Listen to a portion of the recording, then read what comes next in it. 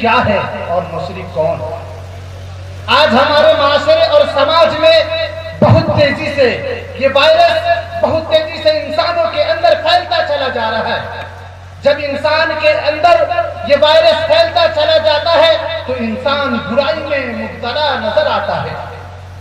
محترم سامعین، جب ایک موبائل کے اندر، ایک لیپ ٹاپ کے اندر اگر وائرس گھس جاتا ہے تو پورے لیپ ٹاپ اور پورے موبائل کو جھنجھوڑ کر رکھ دیتا ہے۔ وہی طرح ایک انسان جب شرک میں مبتلا ہو جاتا ہے تو وہ انسان کی زندگی خسارے میں پائی جاتی ہے، اور وہ انسان دنیا کی کوئی ہستی میں چلا جائے وہ انسان کامیاب نہیں ہوتا ہے۔ آئیے اللہ رب العالمین اپنے قرآن حکیم میں کیا نقشہ کھینچا ہے۔ اللہ رب العالمین فرماتا ہے سورہ نساء آیت نمبر 48 میں، ان اللہ لا یغفر ان شرک بہ ویغفر ما دون ذلک لمن یشاء ومن یشرک باللہ فقد افتری اثما عظیما، کہ بے شک اللہ تعالیٰ شرک کو معاف نہیں فرمائے گا، اس کے علاوہ جو گناہ ہوں گے تو وہ جس کے لیے چاہے گا معاف فرما دے گا، اور جو اللہ کے ساتھ شرک کا ارتکاب کرتا ہے تو یقیناً اس نے ایک بہت بڑا گناہ یعنی بہتان باندھا۔ ایک دوسرے مقام پر پھر اللہ رب العالمین اپنے قرآن حکیم میں ارشاد فرماتا ہے سورہ مائدہ آیت نمبر 72 میں، انہو من یشرک باللہ فقد حرم اللہ علیہ الجنہ ومأواہ النار وما للظالمین من انصار، بلا شبہ جو اللہ کے ساتھ شرک کرتا ہے تو یقیناً اس نے ایک بہت بڑا گناہ یعنی بہتان باندھا۔ ایک دوسرے مقام پر اللہ رب العالمین نے ارشاد فرمایا کہ ایک انسان جو شرک کرنے والا ہے، اللہ رب العالمین شرک کرنے والوں پر جنت کو حرام کر دیتا ہے اور اس کا ٹھکانہ جہنم بنا دیتا۔ اللہ اکبر۔ اور ظالموں یعنی مشرکوں کے لیے کوئی مددگار نہیں ہوگا۔ اس قسم کی متعدد آیات ہے جن میں اللہ تعالیٰ نے شرک کی مذمت کی ہے اور اسے ظلم عظیم قرار دیا ہے۔ شرک کی اتنی مذمت کیوں کی گئی؟ اس لیے کہ ناقابل معافی جرم ہے۔ اگر ایک مشرک دنیا ہی میں شرک کرتے کرتے فوت ہو گیا یعنی اس کی موت ہو گئی تو اس کے لیے معافی کی کوئی صورت نہیں، اس کے لیے جہنم کی دائمی سزا ہے۔ جیسے کافر اللہ کو نہ ماننے والا ہمیشہ جہنم میں رہے گا، ایسے ہی اللہ کو ماننے کے باوجود شرک کرنے والا انسان بھی ہمیشہ جہنم میں رہے گا۔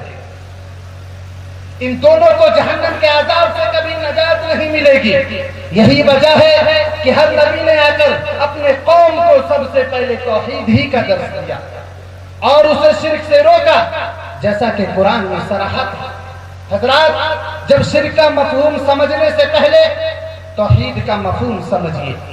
توحید کا مفہوم ہے صرف اللہ تعالیٰ کو خالق کائنات، مالک ارض و سما، اور اس اللہ رب العالمین کے لیے عبادت دیانا، اسی اللہ رب العالمین کی پوجا کرنا اور اسی اللہ رب العالمین کے لیے سجدہ کرنا۔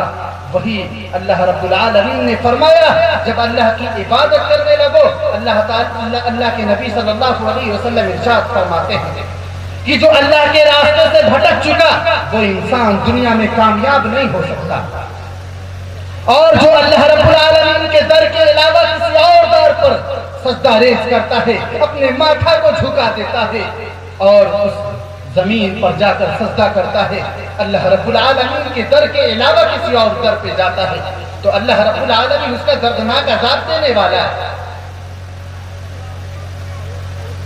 اور اگر اللہ رب العالمین کے علاوہ کسی اور کو خالق و مالک، رازق اور مدبر الامور تصور کرنا یا عبادات میں سے کوئی عبادت غیر اللہ کے لیے بجا لانا شرک ہے۔ کسی شاعر نے کیا خوب کہا کہ کبھی نخل مرکز کے چھاؤں میں سجدہ، کبھی مرنے والوں کے پاؤں میں سجدہ، اشاروں میں سجدہ، اداؤں میں سجدہ، ادھر اور ادھر خانقاہوں میں سجدہ۔ محترم سامعین کرام، اگر ہم اپنے معاشرے اور سماج کا بغور جائزہ لیں تو ہمارا معاشرہ اور سماج کن کن خرابیوں میں مبتلا ہے جو بتانا گوارا ہے۔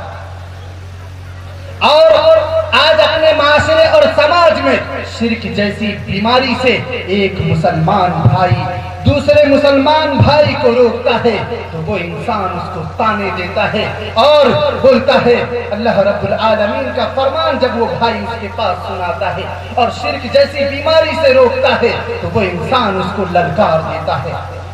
اللہ رب العالمین کا فرمان سننے کے بعد جو انسان للکارتا ہے، اللہ رب العالمین فرماتا ہے کہ اس کے لیے دردناک عذاب جہنم میں تیار کر رکھے ہیں مشرکین کے لیے۔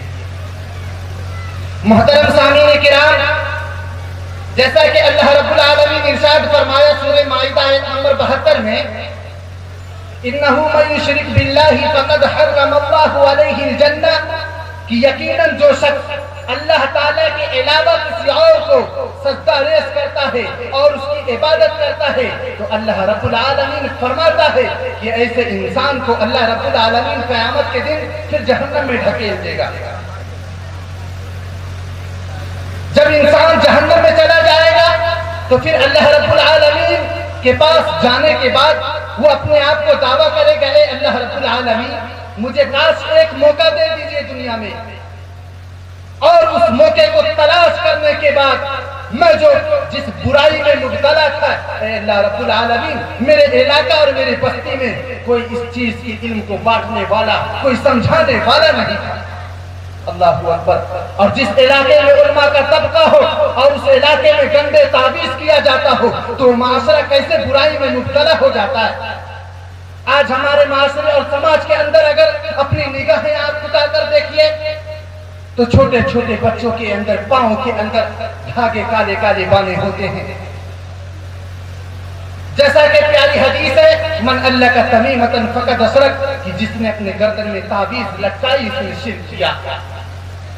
جب وہ انسان شرک کیا تو وہ انسان جہنم میں، اللہ رب العالمین فرماتا ہے شرک کرنے والا انسان ہمیشہ جہنم میں رہے گا اور اس کو کبھی نجات نہیں ملے گی جب تک کہ وہ انسان مرنے سے پہلے توبہ کر لے اور وہ ساری جہان کا خالق و مالک ہے۔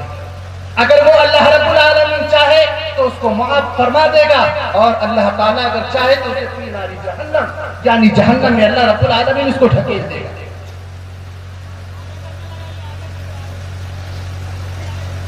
جب اللہ رب العالمین فرماتا ہے سورۃ الحج آیت نمبر 31 میں، وَمَن يُشْرِكْ بِاللَّهِ فَكَأَنَّمَا خَرَّ مِنَ السَّمَاءِ فَتَخْطَفُهُ الطَّيْرُ أَوْ تَهْوِي بِهِ الرِّيحُ فِي مَكَانٍ سَحِيقٍ۔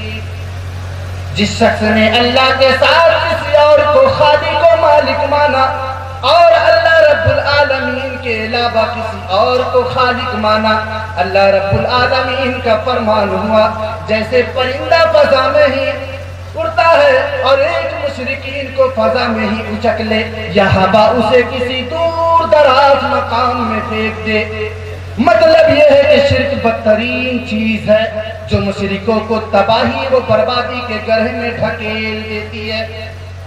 اللہ تعالیٰ نے انسان کو اشرف المخلوقات بنایا، اب اگر وہ اللہ کے علاوہ کسی اور در پہ جائے، اللہ کے علاوہ کسی اور کے سامنے سجدہ ریز کرے تو اللہ رب العالمین جس کے پیارے نبی حضرت محمد رسول اللہ صلی اللہ علیہ وسلم نے ارشاد فرمایا کہ وہ توحید کی بلندیوں سے نیچے گر گیا، اب اس کی کوئی مضبوط بنیاد نہ رہی۔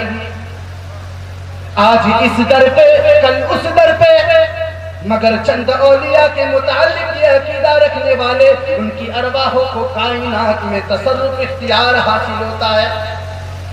مولانا حالی مرحوم نے اپنے معاشرے میں پائی جانے والی اس قسم کی جہالت کا رونا رویا، کرے غیر اگر کوئی بت کی پوجا تو کافر، گرے آگ پر بہرے سجدہ تو کافر، مگر مومنوں پر کشادہ ہے راہیں، پرستش کرے شوق سے جس کی چاہے، اماموں کا رتبہ نبی سے بڑھائیں، मज़ारों पे दिन रात नजरें चढ़ाएं, शहीदों से जा जा के मांगे दुआएं, न तौहीद में कुछ खलल इससे आए, न इस्लाम बिगड़े न ईमान जाए।